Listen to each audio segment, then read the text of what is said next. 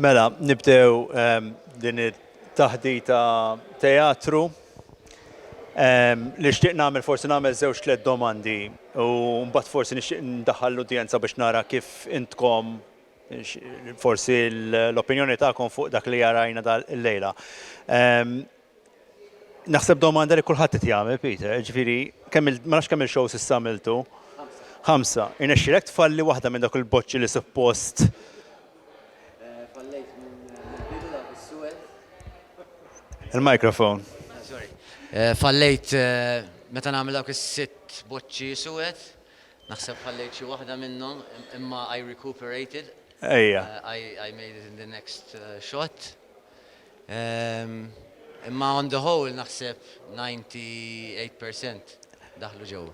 Mela, x'kien li siet diffiċli għax li tagħmel monologu ta' kemm kellna 90 minuta, titgħallem dak il-linji li tidħol fil-karattru ta' Tony Drago jew li titgħallem ma nafx il-background tiegħek fil-biljard x'inhu ma kien pjuttost impressjonanti jew.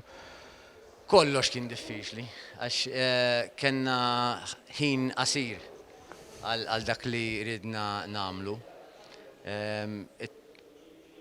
Bil-Ingliż jew bil-Malti? Bil-Ingliż, bil-Malti, kulħadd bil-Malti English, any English speakers? Yeah, there's an English speaker, so we can stick to English. You're all fine with English, yes? The rest, yes. Okay, so we had less than 4 weeks to get ready with the show, and so it was something like I've never done before. It is, as you could see, it was very physical. There was the element of the snooker playing, and I was never that good. So the improvement, I spent a whole month always training on the table. It showed in the performances, so I took it up a few notches than what I was capable of doing before. The script had 60 pages, so I had just over a week to learn because, you know, when you go for rehearsal, I want to know the lines to be able to rehearse properly. But when I got to the rehearsal, the script changed. In what way? It changed. So if some things were removed, some things, paragraphs were added, it was juggled about. You know, the ending became the beginning, the middle, and we had to fix it so it made more sense to the audience. So constantly it was challenging to have to relearn, and add another layer on top of what I was already trying to learn. The opening itself took me a whole week to learn.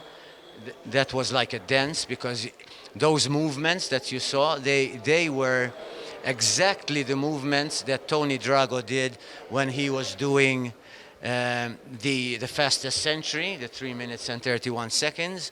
So every movement that he did, I had to make exactly the same. Plus I had the monologue to be able to recite. So when I play snooker, usually I'm concentrating only on the balls. And I couldn't get myself to talk and play snooker at the same time. So I had to learn all that, and it was very hard. Was it deliberate? I mean, the game as such is quite static, but you didn't stop moving around. Was that a deliberate move from the director's point of view, or was it you watching Tony play, trying to infuse that within the script? Yeah, I was trying to emulate the way Tony plays, because Tony is a very fast player. Yeah. So when like this opening sequence that I did, when I tried it the first time without the words, I was just trying to follow what he did in 3 minutes and 31 seconds. I was out of breath. I was like, how the hell did he do that? With the concentration and putting chalk on the tip of the cue and everything. But then it's, you know, you start just like anything, when you're practicing, it becomes easier and easier and easier. Charlie, you were responsible for the technical side and all that. It's always difficult to light up a play. I'm involved in theatre myself, but I actually worked in a theatre. How do you make this work in a place where the acoustics might not be good, where the lights, it's very easy to be in the dark here? Well, in terms of lights, you hire an amazing lighting designer, which is not me, and that's Andrew Schembri, and he's out there, and I think he did a fantastic job. The space itself, I really tried my best when thinking about the design to not hide the space, because it's such a beautiful space, but to add to it and to keep its integrity. So I don't know if you've been here before. I've been here for a few drinks. It's so there are normally 2 snooker tables. There's a pool table in the middle. It's quite sparse. So adding the carpet, I kind of wanted to create a space that was a hybrid of a like a professional snooker space, like where a match would take place, and that gazine kind of sense where, you know, Tony would have trained when he was younger. So it's a hybrid of the two. It was really difficult, mainly because the club remained open throughout. So I felt bad that we were taking people's snooker time away from them, because they normally use this as a place for, you know, to play. But they were all very welcoming, and we managed to put it together. As Peter mentioned, it was quite a short space of time to have it all ready. And then I think my contribution is mostly the audio and the visuals that come in, which play with what is happening to the character throughout. So you had to do quite a bit of research to see what's online, what's available, because we're talking here of a number of years ago when there was no social media or anything of the sort. Well, I grew up in London at the time when Tony played, so weirdly, snooker was part of popular culture. A lot of the things that I've added in there are things I remember from my childhood. So, like what? Like Snooker Loopy. I don't know if anyone noticed, there was a song that was, you know, in the top 10 in the 1980s. A song about snooker was popular. I mean, if you talk about that now, that's quite an odd thing. But Big Break was another thing. That was a Jim Davidson TV game show. And I remember watching it with my father. I must have been 8 or 9, and Tony being on the show. So, you know, and my father watched snooker all the time, and I really didn't enjoy it, but I think that was my training for this moment, to be able to be here and put this together. So, yeah. Thank you. Are there any questions from any of the audience? Anyone? Any comments, maybe reactions? I was just asking Peter if he had tips as he's going, because there's so much going on. Yes, that's something I found. Peter, you were at one point, in fact, in interacting with you. Is that the same every night? No, I like to have fun when I'm doing it, so I always try to include the audience. And if I find an audience member who is receptive to what I'm doing and they're willing to participate, and even if it's just a smile or a nod or something, then I tend to use that person in my... So it's always different. It's never the same performance. There's always something different to see. And who's the hardest player you've ever beat? Sorry. That is a question I have pondered on. Are you putting on weight from all the Chinese you're eating every night? Yes. Chicken nuggets, which is not part of my normal diet, so I have to sacrifice my diet for my art.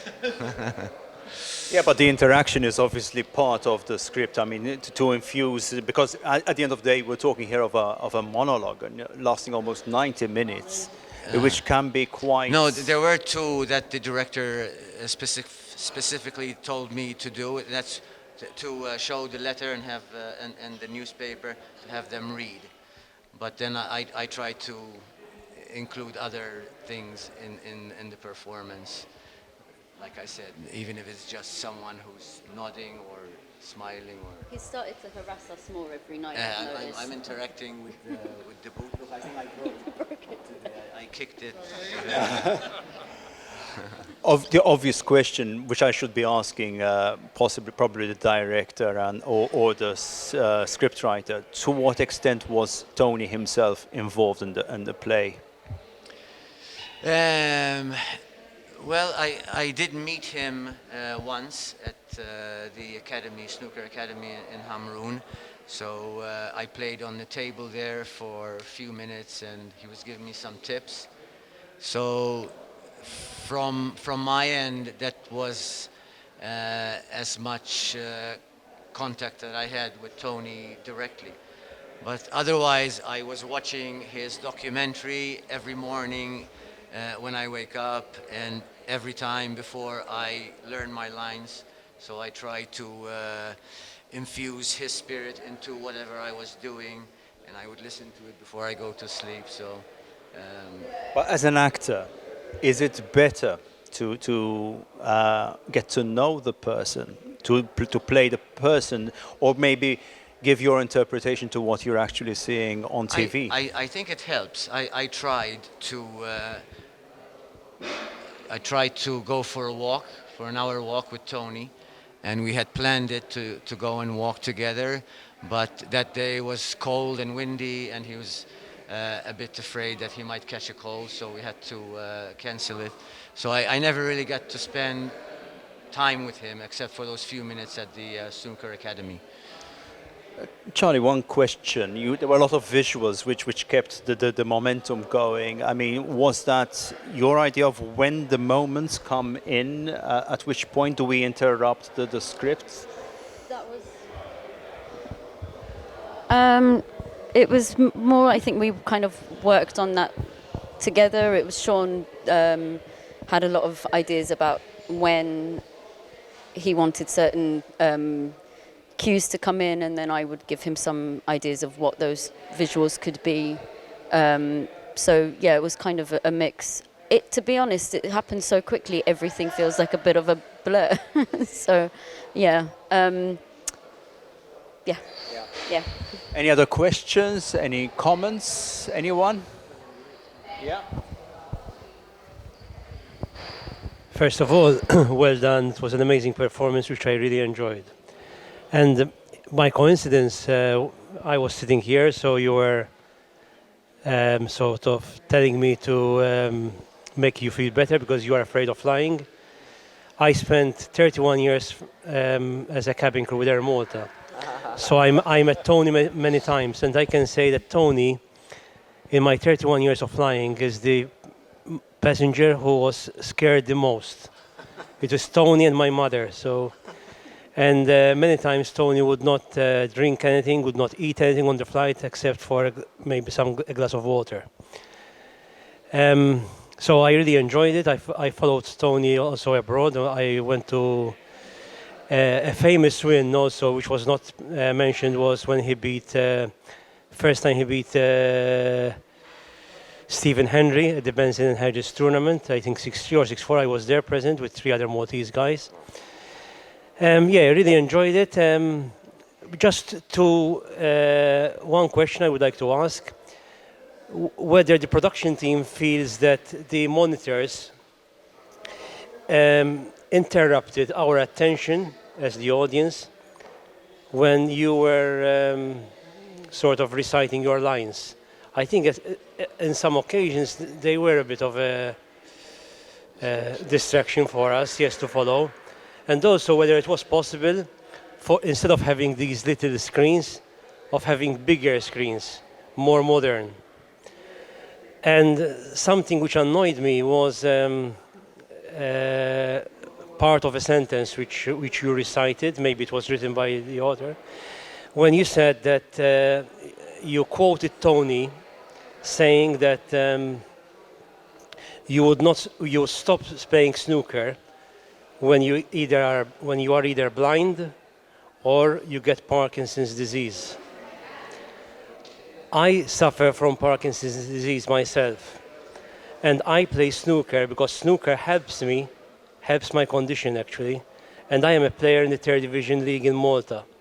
So snooker helps my condition, it helps my movement, it enables me to concentrate more, to focus more. So actually snooker is one of the sports, like table tennis, like darts, which helps Parkinson's patients make them feel better, enables their well-being. So in my opinion, that part of the script should be scrapped because it says It's not correct. If I had to be oversensitive, I would have left the room, but of course I wouldn't do it. So apart from that, well done, and I really enjoyed it. Thank you. Can I answer? Yeah. Well, I take full responsibility because those are the things that sometimes I ad-lib just to be funny. And of course, I wasn't being aware of something, Adrian. so what Adrian is saying. So I will definitely scrap it because I'm thanking you for making me aware. Thank you. Any other questions? Any other comments? Yeah, about the screens, maybe. Yeah. So, with regards to the screens, the director wanted a 90s aesthetic, and these are the sides of the screens. I thought they worked actually. And also the smoke was brilliant. Yeah. Because I used to come here as a child, Or was it really smoky? full of smoke. Yeah. And as soon as I walked in and the smoke was here, it took me back. So that smoke was perfect. Probably still full of smoke. Yeah. Made it more realistic. Okay, if there are any no more questions or comments, one more. Yes. Play the mother. She did a good role. Josette Chaparro. That was Rosette. One of our great actresses in Malta. Oh, really? Well done to everybody and wish you luck for the rest of the run. Thank you. Thank you. Thank you all for coming. Thank you.